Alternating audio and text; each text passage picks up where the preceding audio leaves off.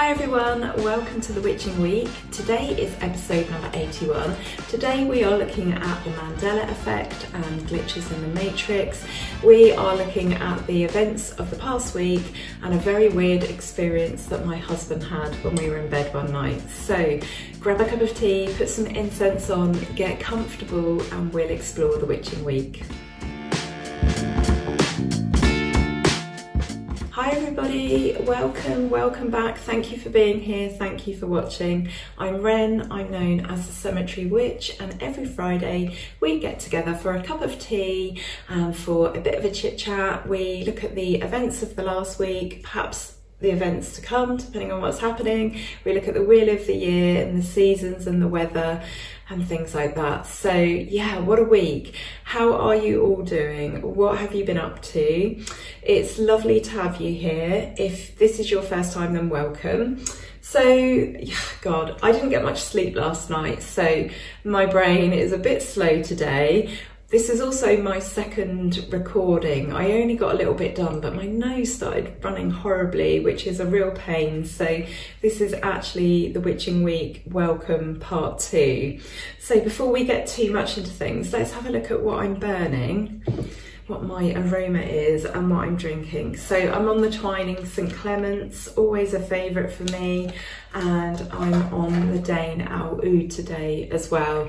Beautiful scent. The house is going to smell beautiful when my husband gets home. Very heavy, so I may start coughing, but yeah, it's all the comforting things. It's interesting actually that my incense and tea or drink choices are very reflective of sort of how I'm feeling, and when I'm feeling a bit run down or tired, then yeah, I like to go for these really sort of comforting, sort of heavy scents. They sort of make you feel like you're being held in a hug. So that's the vibe for today. The last time I felt super chilled out like this, when I watched the video back, it was really flat. So I'll have to make an effort to be, you know, bright and in your face, because it just doesn't translate to a video otherwise. It's lovely to be all chilled and and slow and calm and that, but yeah, it just doesn't work for videos. So how's your week been? Mine has been extremely busy. This just is a theme now. We're on our third router, so we've had internet woes. To think that it's 2024, but we live in a really old house, but we had really good internet for like 5.5 years, and now it's just given up on us. So now we've got better strength, a better speed, but now we can't actually extend that into the dining room to watch the smart TV and Netflix and stuff. So it's a first world problem. It's a first world problem now that we've kind of got it at least kicking out some faster speeds, and my husband and I are able to work from home.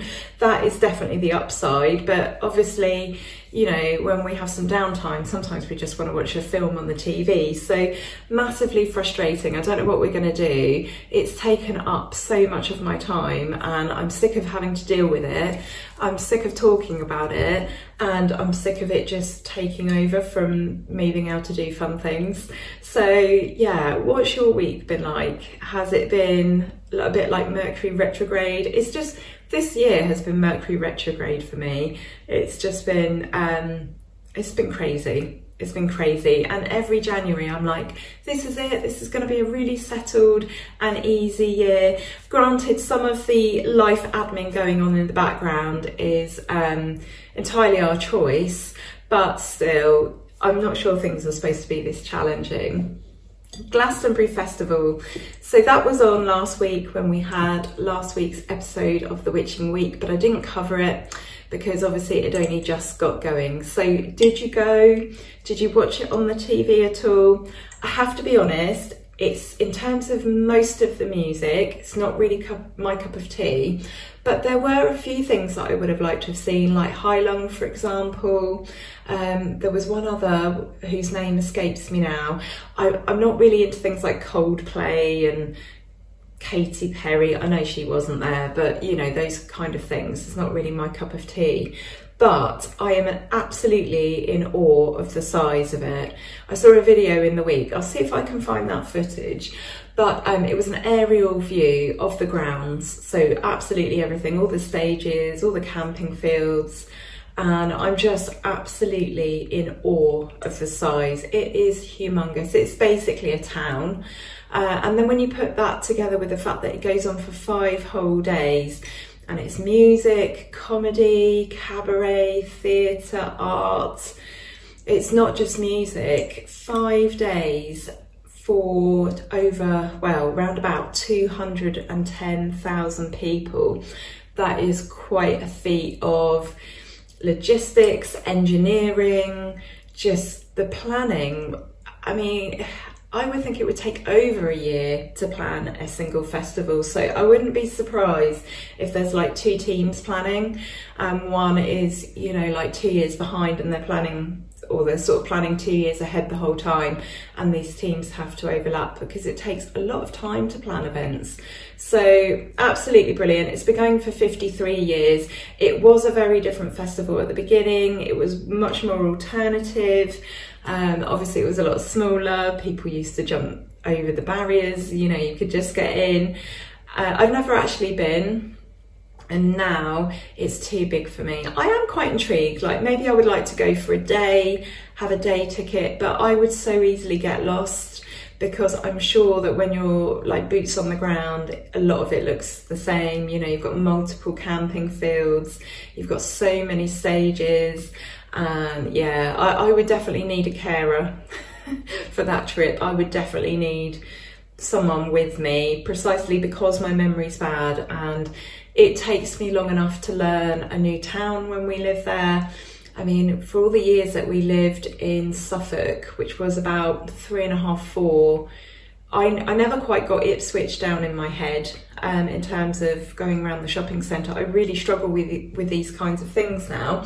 So when I say I would need a carer, I'm not actually being cheeky. I would actually need some help. So yeah, if you went, I hope you had a great time. The weather looked like it was absolutely brilliant, unlike Download that was I think 1 or 2 weeks before, and that was just a mud pit, wasn't it? So Download is more like the sort of music I would listen to, although I love all the sort of contemporary arts and theatre and stuff like that. But yeah, it looks absolutely fantastic. So if you did go, I hope you had a great time. So yesterday was probably our biggest day of the week. We had a general election, and even though I didn't sleep very much, I didn't look at my phone till 5 o'clock this morning, and I saw that we now have a new government. So regardless of what you feel about the current government, I think it's in the results. We are glad to be rid of the old one. So hopefully this means change. I'm completely open-minded to the fact that this might not mean any change at all, but at least now we have a chance for something different. So I think it's auspicious that it's a new moon today. So of course, with a new moon, we're thinking of new beginnings. We're thinking of the beginning of a cycle. We're thinking of this opportunity to embrace a new path and the possibilities and the opportunities that come with that. It's basically a fresh slate for us. Energetically, you know, that new moon energy. So I think that is quite profound. It's very interesting that you know, the result they found out on a new moon, and I suppose the most important association with a new moon is that it's not just about the beginning of a new cycle, but it very much marks the end of the previous cycle or the previous phase. So I think that's really, really important. I went out last night for a couple of birthday drinks. It's my birthday tomorrow, and my friend said to me about the fact that, you know, it's a 2-horse race. She said that they are 2 cheeks of the same arse. So I thought that was really funny. I really appreciated that. I'm really happy for the Foxes, because hopefully if Labour keep their promise, that will see an end to trail hunting, which we all know is a smokescreen for actual fox hunting. And I speak as someone who is slap bang in the middle of fox hunting territory. And we quite often on the weekends and sometimes midweek, we will run into the hunt on our travels, and they are always making a nuisance of themselves. They act as if they're above the law. They look down on you, and they do seem to be above the law, but hopefully not now. And they get into people's gardens and destroy their gardens. They go onto land they're not supposed to be on, and they generally behave in a way where if anyone else did that, they would be getting arrested for, you know, whatever it was they were doing. So really, really pleased to hopefully see an end to that. So really good news as far as I'm concerned. I think it was time for a change, wasn't it? So whether, you know, we'll see, won't we? So I just want to say that no matter who you vote for, we all know who the boss is though at 10 Downing Street, don't we? We all know that the boss ultimately is Larry the cat. So Larry the cat is the chief mouser to the cabinet, and this might be, well, I guess it's weird for people that live here, but it's certainly weird for, you know, those that don't live here. That is actually his official title. So in our government, we do actually have a cat.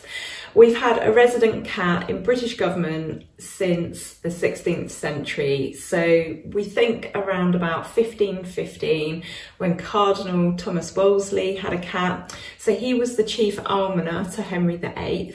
And an almoner is someone who distributes alms or material goods to the poor. So that's not A-R-M-S, that's A-L-M-S, alms. Alms, arms. My posh southern accent. It's going to be an interesting witching week today. I feel like I've got somebody else's teeth and brain today, so it's going to be an interesting one. But anyway, Larry was officially given this title in 2011.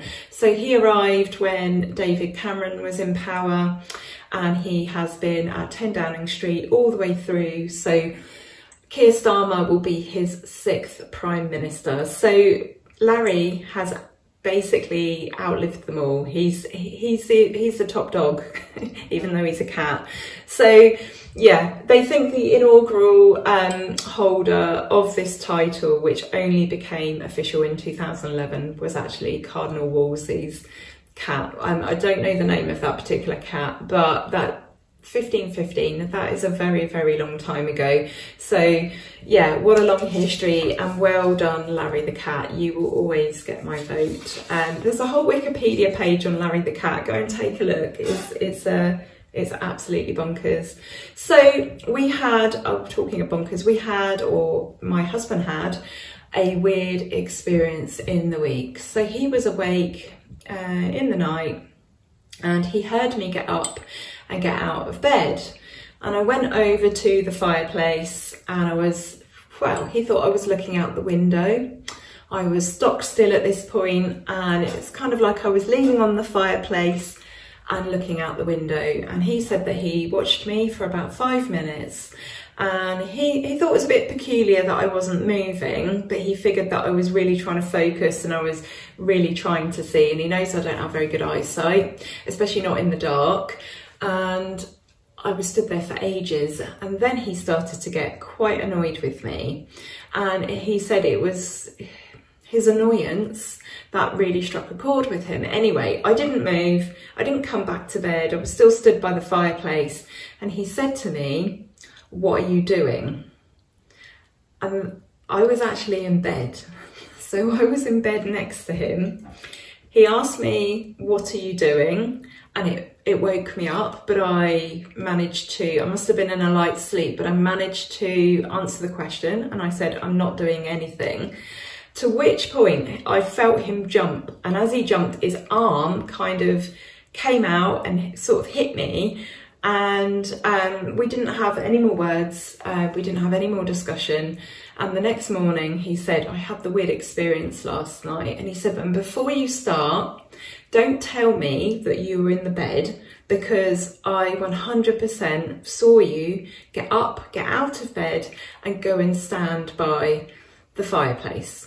I was already awake, and it really, really annoyed me, and I thought, what the fuck she up to now? What's she doing now? Which makes me sound like I'm always up to no good. I guess it's actually more sort of representative of his annoyance of me, which comes fairly easily. We're an old married couple. We've been together nearly 11 years. And yeah, he said that when I answered him, he jumped because he expected my voice to come from, you know, a bit further out in the room. But my voice came from right next to him. And it's at that point he realised that my whole form and shape was indeed in the bed next to him. And he said he probably jumped. He didn't mean to hit me, but as his arm went out and he hit me, he registered that I was physically there, and he looked up and I was no longer by the fireplace.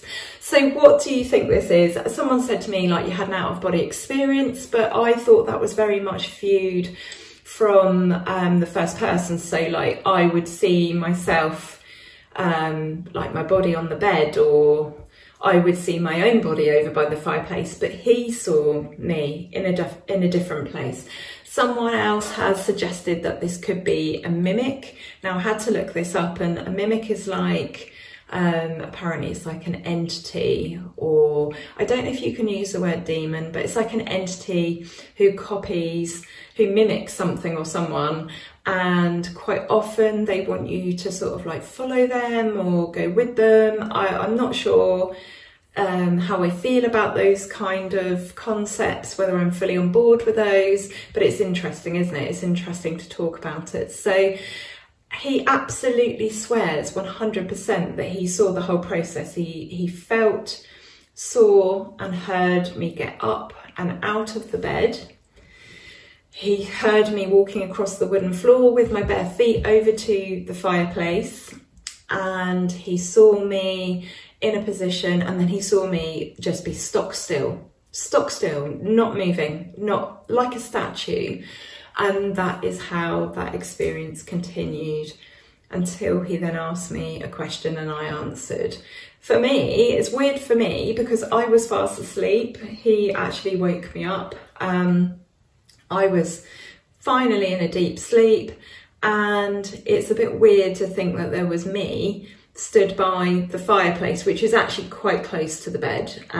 Obviously not close enough for it to be dangerous if we got the fire going, but round my side of the bed, and very, very weird. I don't like the idea of something that looks like me wandering about in our bedroom and doing weird things. So yeah, do you have any thoughts at all on this? I would say that when a lot of my husband's experiences happen, I'm not generally privy to them. I'm very much undisturbed. I know that he is quite drawn to, like in interest, drawn to these things, and I guess to some degree I am too. However, I have no wish to explore them. And I would say that generally, and he would agree with this, I'm generally more of an upbeat, cheerful person. I'm not as susceptible to feeling low or being a bit moody, stuff like that. I mean, of course it happens, but generally out of the two, like I'm the grinning idiot, basically. You know, he's a lot more serious.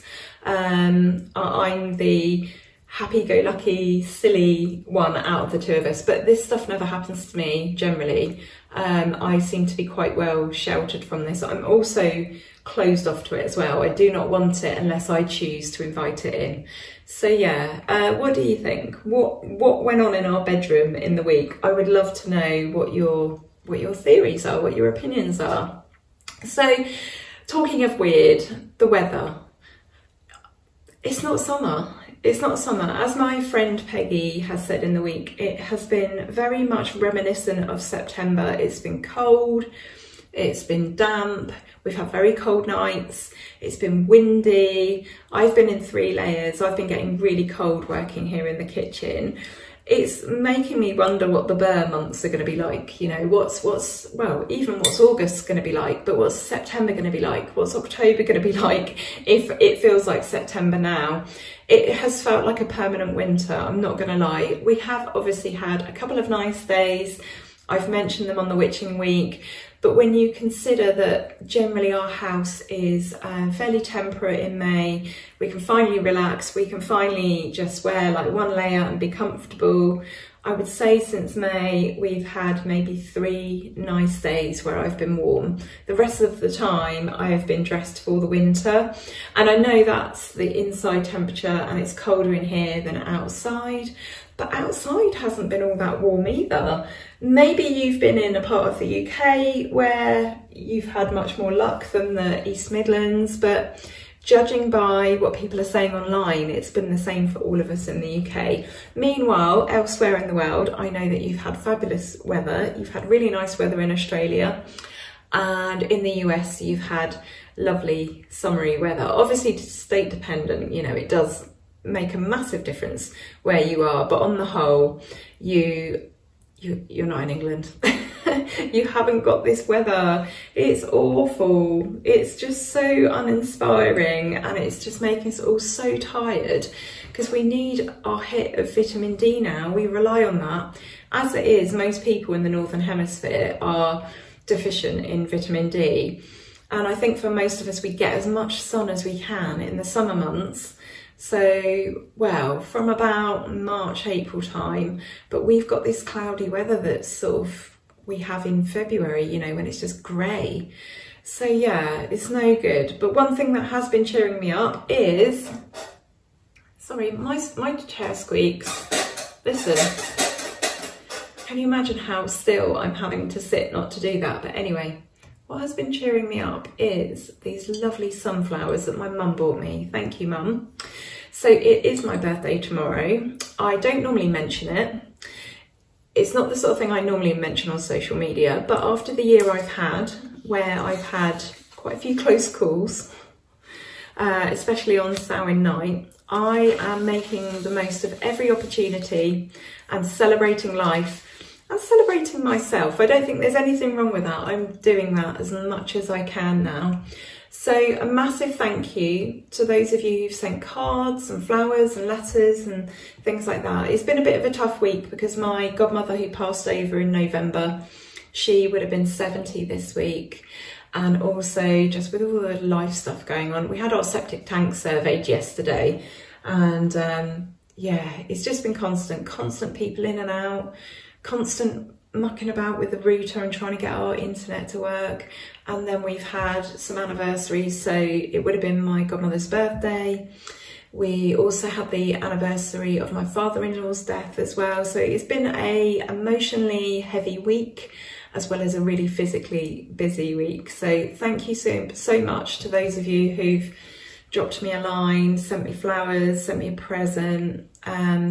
Sunflowers are my fave flowers. They are associated with the sun and sort of all aspects of invoking those powers of the sun. So, you know, warmth and energy and cheer. They're really bright, they're really positive.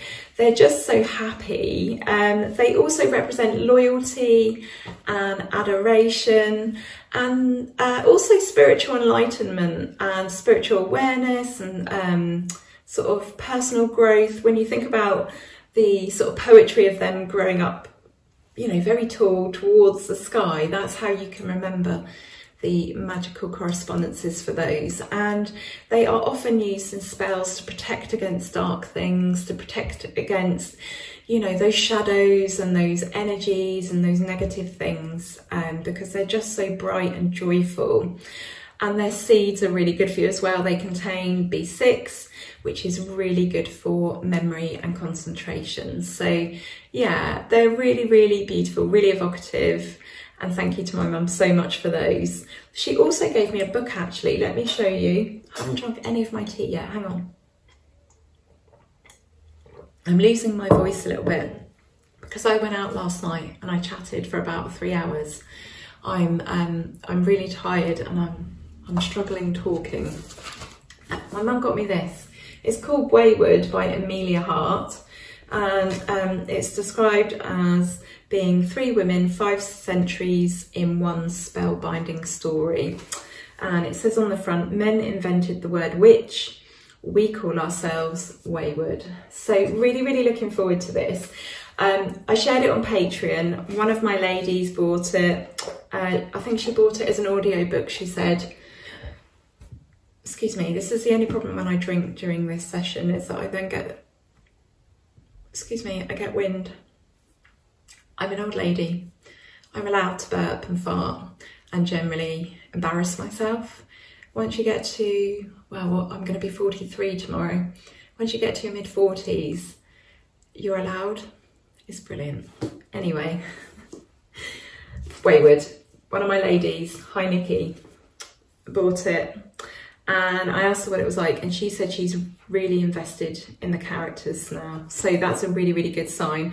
I will at some point add it to the massive, massive review list.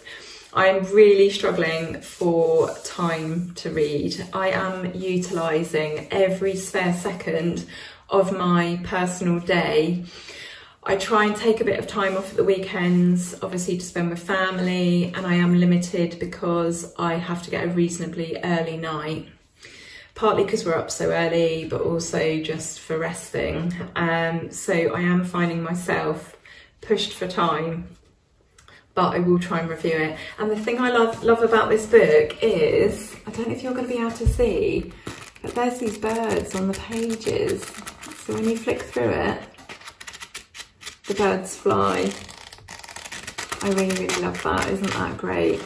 So talking of Patreon, come and join us. We have got 41 members now, and it's brilliant. So we're into our, what we're into, our third or fourth month. So April, May, June, we're into our fourth month, July.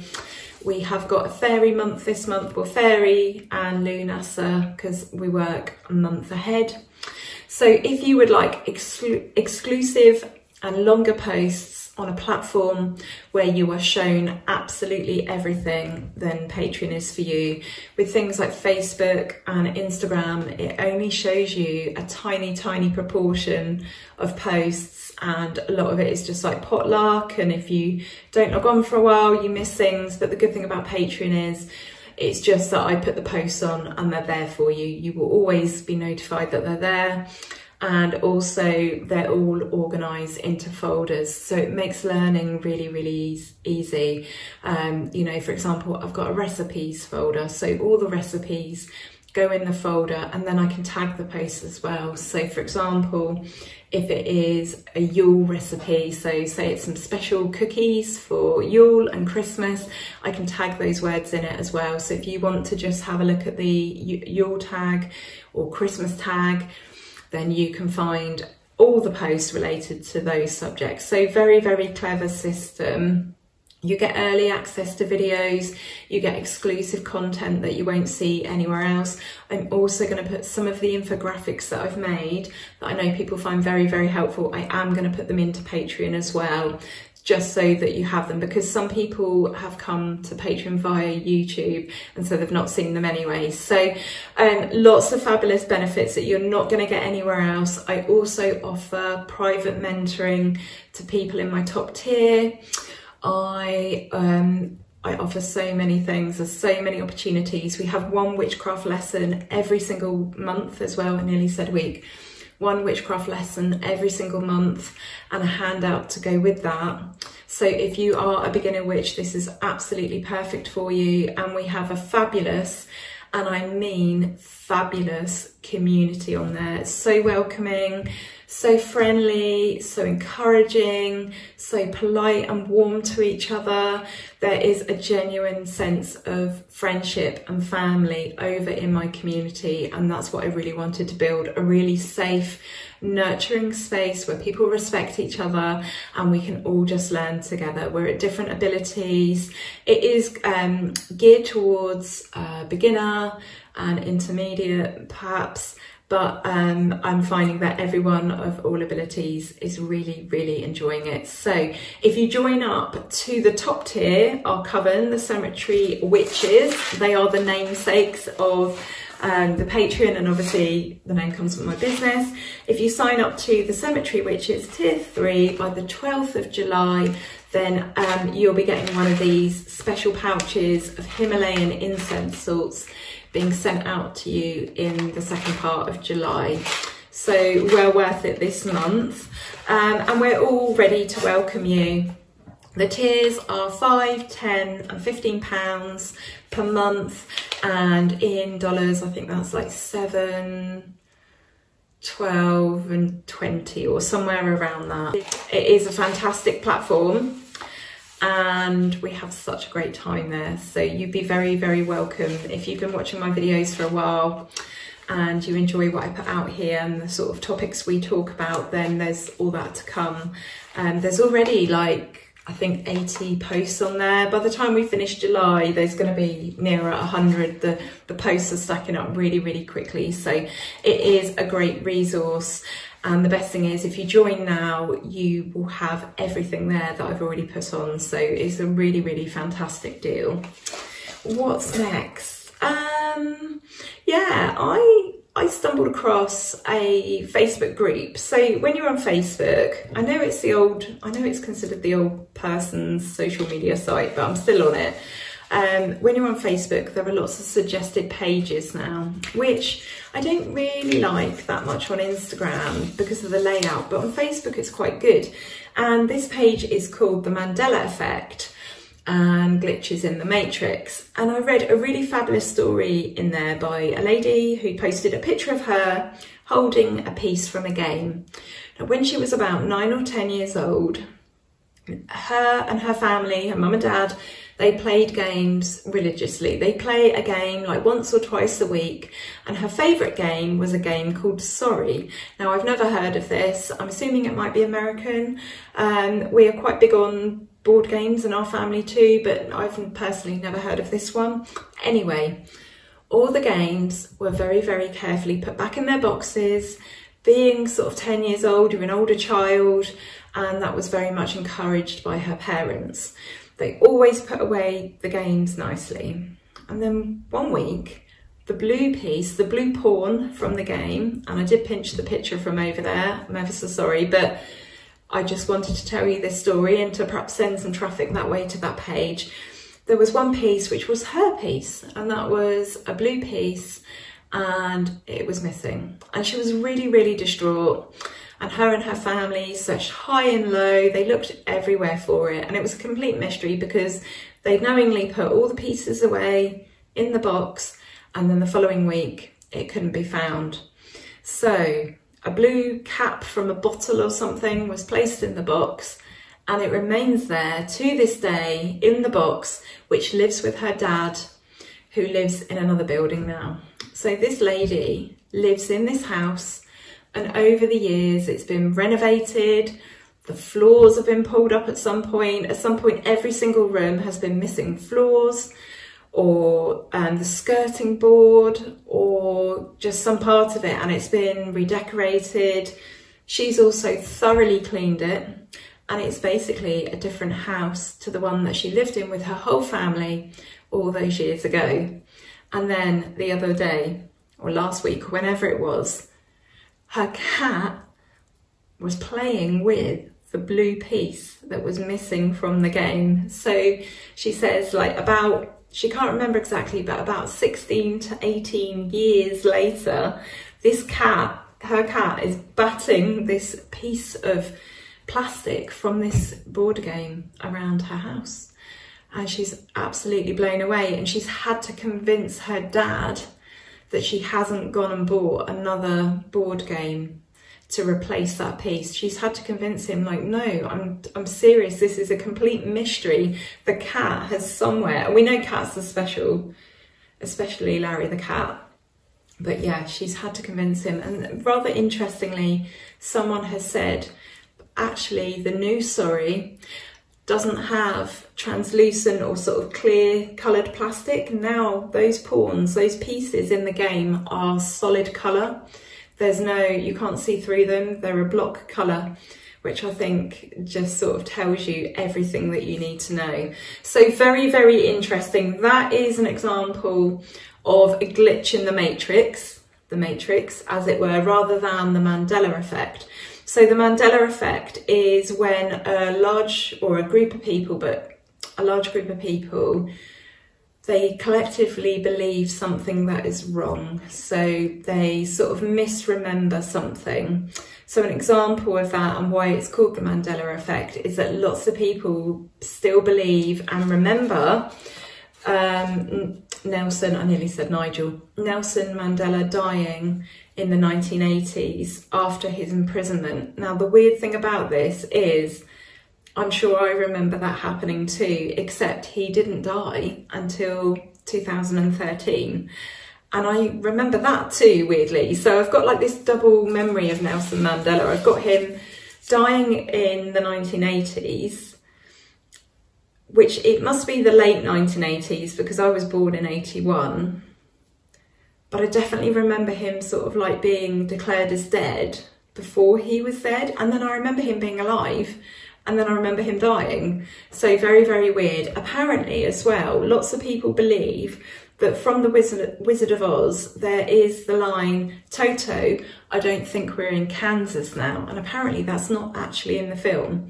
So these are examples of the Mandela effect. So obviously there'll be some sort of psychological reason as to why, but it's just interesting how this happens. So can you think of any examples that you know of, or something that you have believed in that many other people have that has turned out to be like wildly untrue?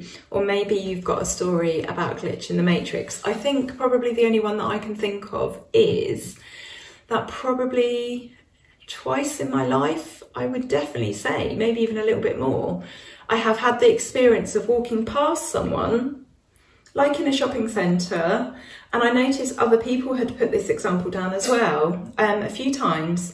They'll walk past someone somewhere, or a couple of people, and those people will stand out for some reason, and then they'll get a bit further down, and then those people are there. And there's like no way they could have got from here to here in a matter of moments. And that's definitely happened to me before. Or I've been somewhere, someone or something has been behind me, and then I've gone to look again and they have completely vanished. That has happened to me a lot. So let me know if you have had any of these like weird glitchy experiences. I'm always really fascinated with this stuff. I love mysteries. I love spooky stories. Yeah, it's just like modern day folklore, isn't it? And I'm not embarrassed by that. I'm not ashamed at all. I think there is more that goes on than meets the eye sometimes. So let's do some cards for the week ahead. Let's have a little think about the energy, and yeah, let's have a look. So I picked 5 cards today. 5 felt like the number today. 5 was the number I was drawn to. So we have got, oh, I mixed them up by accident. I want to read these out in the order in which I received them.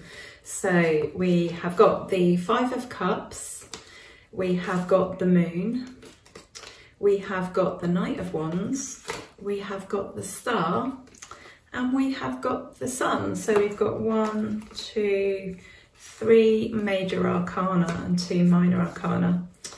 And yeah, I'm really feeling it with this card. For me, this card is a bit symbolic of the weather that we're having at the moment. It's a bit doom and gloom. Look at the sky there. I mean, that is the colour of the sky. It's the quality of the sky that we've got at the moment. Like there's almost no discernible cloud. It's just this expanse of grey. And if you've been feeling like that in your mood, in your spirit, in your soul, then this message is basically for you today. It won't be for everybody. Not everyone will be feeling like that.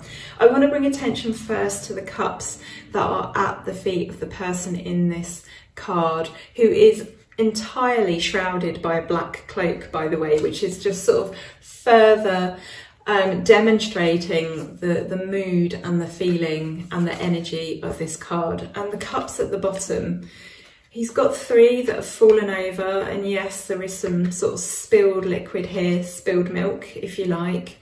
You know, there's no point crying over spilt milk, but we have to notice that behind him, there are some cups that are standing. And so this message is, of course, partly about not concentrating on the things that are getting you down. Yes, undeniably, there are things that are difficult, there are things that are challenging, there are things that we should feel less than impressed about at the moment, but behind you is hope. Behind you is other things. You know, you can't pin all of your energy and your focus and your kind of like commitment onto the cups that have fallen over, the things in life that are not going so well, you know, the bad bits of luck that we're given, the bad cards that we're handed. We have to look forwards. And yes, sometimes we might feel, you know, whilst we're in that headspace and we're in that mentality, we might feel like there's more dark stuff to be uncovered. You know, we might desperately want to step into the light, but we might just be shrouded in this feeling of misery. It's very much what I'm getting from this reading, but you need to be courageous. You need to turn away from the things that are making you feel bad and concentrate on some of the things that are going to make you feel good. You need to have courage. You need to be bold. There's a massive change that possibly needs to be made. I was talking about this with my cousin Liam yesterday, and sometimes you just have to do something drastic. You just have to take a massive step out of your comfort zone when everything just feels shit, when everything just feels rubbish, when you just feel beaten down by life and you just feel that feeling, you know, this person's totally hunched over, they feel totally beaten, they feel disappointed, they feel let down, they just feel like they've had enough. Sometimes you have to just take a massive leap of faith and you have to bare yourself to the world. I'm looking at the naked woman in the star. Sometimes we have to be bold, we have to be courageous, we have to take that step out of our comfort zone, and we have to ride in the opposite direction to the one that we're traveling. We have to look the other way. We can't stay here. We've got to move back to this, you know, to this sort of energy of positivity. So I want to tell you that there is hope. There is healing on the way. You will get over this, and look to the stars, look to what's above you for healing, hope, comfort, inspiration. You know, your destiny lies ahead of you. It's not behind you. And you will have, once more, you will have your time in the sun. It is coming. And hopefully, it always makes me laugh because I've noticed that these tarot cards are quite in tune with the weather. Now, obviously, you're not all going to see that because we are all in different parts of the world and different parts of the UK. But these cards seem to be really tuned in to what's happening outside my window.